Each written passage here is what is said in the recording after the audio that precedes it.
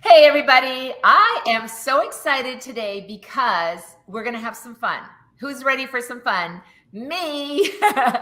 I'm Gloria St. Germain from Ultimate Music Theory, and I'm here with my right arm. I should go this way, even though it's left, but I call her my right arm, Miss Joanne Barker. Come on down. How you doing, Joanne? I'm doing just great today, Glory. I hope you're having a good day too. And everybody out there, I hope your day's going well as well.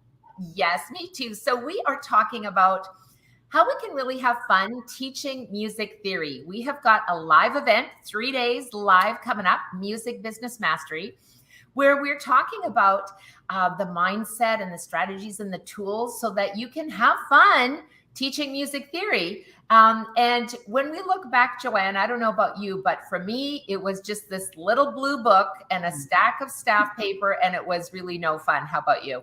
Well, mine was the white one first.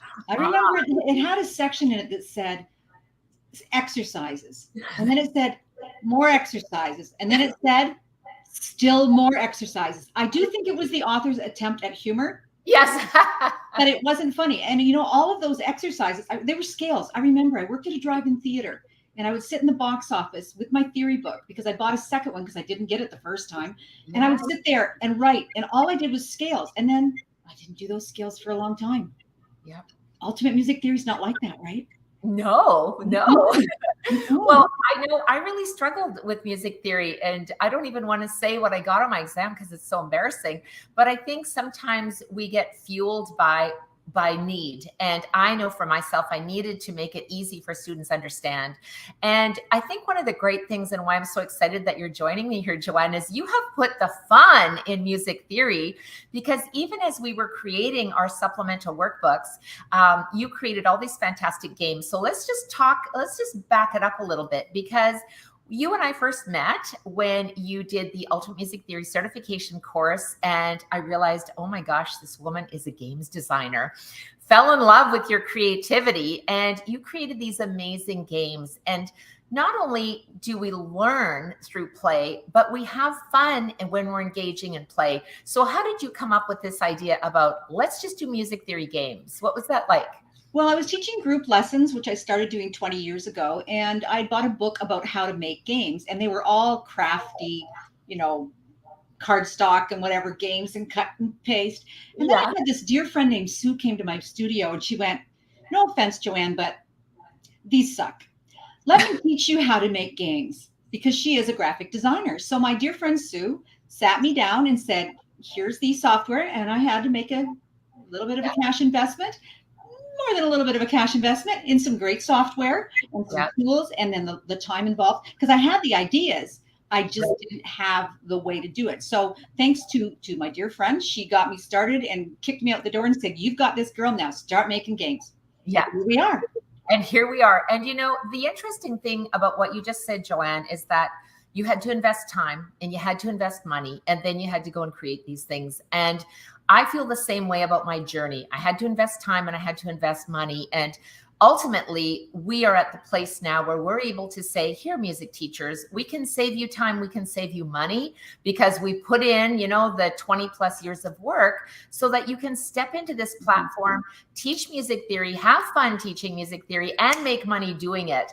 And we're about to reveal all of that inside our 3-day live event. I'll pop it up here for those of you that are watching. MusicBusinessMastery.live is the place to be. So when you were teaching and sharing your games with your students, what was sort of the reaction that you saw from your kids, Joanne?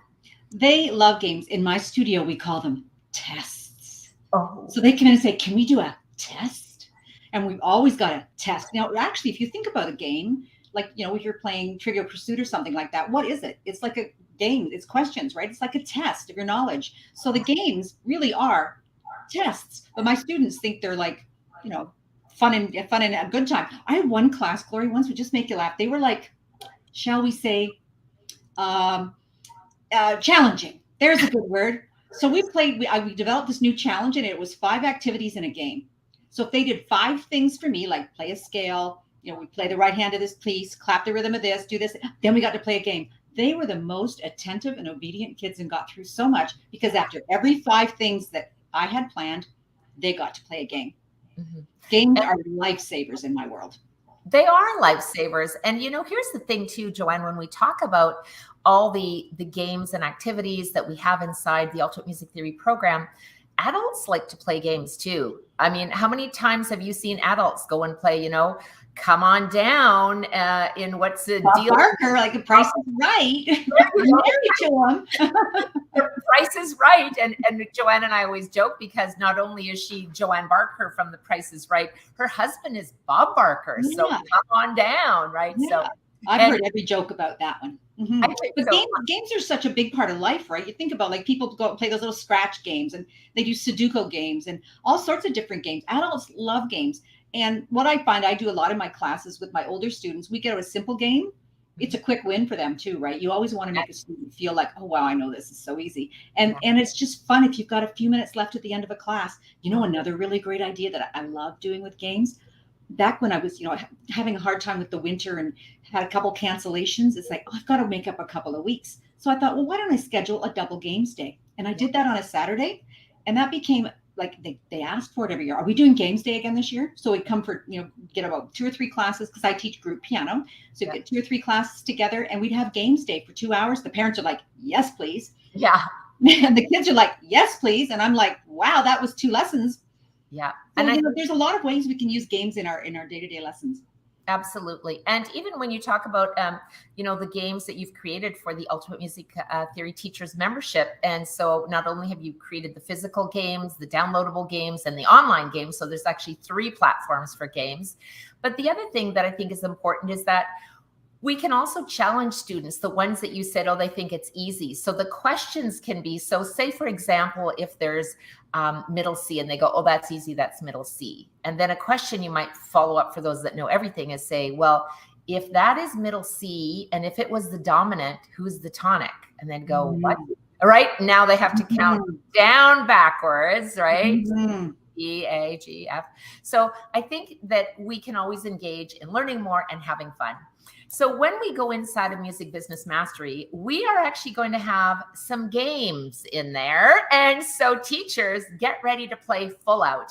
This is an experiential 3-day event. So by that, I mean, you're not just going to come and sit there and listen to me talk for this whole 3-day live event, but we're actually going to be implementing our strategies, the mindset, the strategies and the tools. You're going to have homework. There's going to be some games that we're going to do. So let's see if you will come and join us. Joanne and I have some fun. And what have you got up your sleeve coming up for your teaching, Joanne? Well, I'm really excited. I had a goal in mind. I was going to cut back a little this year and not teach quite so many students. And I'm like 40% over what I wanted to teach. So what a nice problem, right? Building a reputation, having that Ultimate Music Theory certification behind my name too. Just, when people check me out online, they go, oh, this person knows something. This person, it's, and before I became certified, back when I was just teaching theory, I just prayed that I could get this concept across to them. I had an interview with you years ago, and I'll use the same quote. I felt like they drilled a hole in my head, dump the information in, stuff the cork, and said, quick, go do the exam before you forget. Because we didn't really learn it. We were taught theory because really, as piano students, as trumpet students, whatever, are we taught how to teach? Yeah, no, we're really not, right? People come out of university and, they might have a degree, a master's in performance in piano. Do they know how to teach? So that was a really big missing link for me. So by taking the certification course and becoming an elite educator, all of that got pulled together. I didn't know how to run a business. I'd had a little craft business on the side before, so I knew about spreadsheets and all that. But I've learned so much about how to organize my life. My computer is just, I love spreadsheets. Yeah, it's so organized now. And the games are all, I've got my games in a file over here, and I've got my financials in a file over here. And I just feel like I'm more organized and ready. I said to my husband the other day that I just feel really different about this year. It's this real sense of peace of this is all going to work out just fine. Because usually this time of year is so nerve-wracking, right?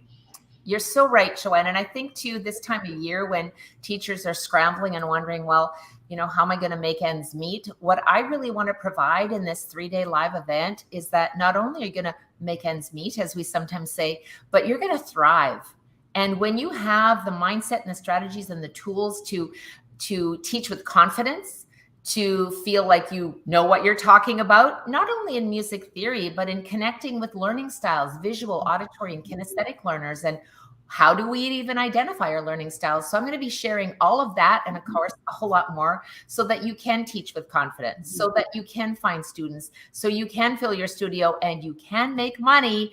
And just like Joanne Barker, who has just blown the doors off of her music studio. I'm so proud of you, Joanne. And so thank you. You know, I really believe that the very best way to build your studio is to teach the very best lesson you can. There's all sorts of information out there about funnels and marketing and advertising, and all that's great. But if you don't have a good lesson in the first place, honestly, the very best advertising in the world is word of mouth. Yeah. I had this amazing experience this week. I got an email from a mom, 2 students. She's never met me. Yeah. She said, I have been referred to you by this teacher. Well, I played as an accompanist for this teacher in, wait for it, 1989. And he referred me because he knows my reputation. Yes. 1989. I mean, I played only accompanist for 1 year for this dude. I'm so flattered. She sent her deposit. She's still not met me in person. Yeah. But that website and the coaching that you gave us, by the way, earlier on when we were saying about the financial investment and the time investment, my friend, when I was making games, was coaching me. Yep. Whether we know it or not, that's what coaching is all about. So there's the 3 things we need. We have to invest the money, we have to invest the time, and we have to invest in finding someone who can coach us and teach us what 100%. We need to know. And that I'm lucky. My mentors tend to come and slap me in the face and say, here, I'm going to help you. I'm very fortunate that way. Yes. And I'm glad you mentioned the coaching because, of course, that's what we do. And in fact, when you come into the MusicBusinessMastery.live event, you are actually going to be getting included in this 3-day event. You're going to be getting coaching. We're doing some hot seat coaching at the end of every day when we have our training. So you're in good hands, and I can't wait to have you join us there. Thank you so much, Joanne Barker. Come on down for sharing your tidbits and, of course, for being the ultimate music theory creative director, games designer, my right arm, which is over here. And my right arm's strong. You are right arm strong. Thank you, Joanne. Look at that girl. I could start working out. Thanks for joining me, Joanne. I'll see you later. All right. Bye, everybody. Bye.